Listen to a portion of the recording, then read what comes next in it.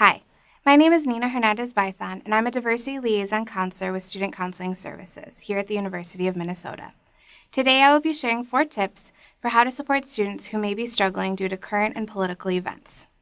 Number 1, be aware.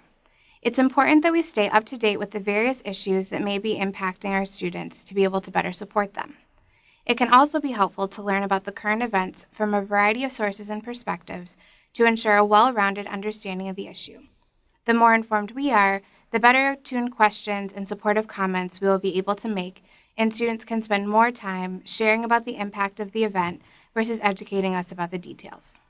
Number 2, be flexible. We know that current events can have a strong impact on students' ability to show up and perform well academically. If a student is worried about their own or a loved one's safety and security, it makes it difficult to prioritize getting to class, completing assignments on time, and thinking creatively.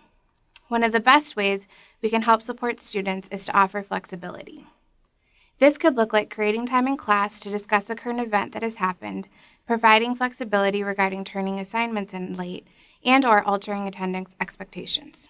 For example, when I was teaching, I had several students email me after the 2016 presidential election and say that they didn't feel safe leaving their dorm rooms due to the violence that was taking place around our world and also on our campus locally.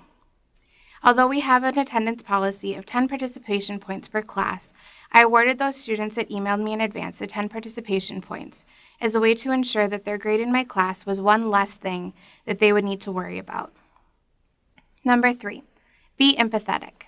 Take time to understand the student's perspective and how they are being impacted by what's going on in the world around us.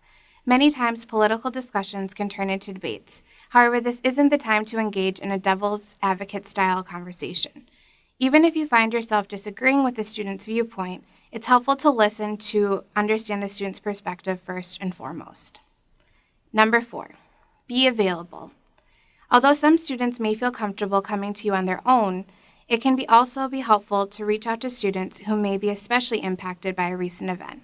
For example, a student who has told you they have family in a place that was recently impacted by a natural disaster, or a Muslim student who has expressed feeling persecuted and unsafe due to their religion, and then a hate crime against Muslims occurs on campus.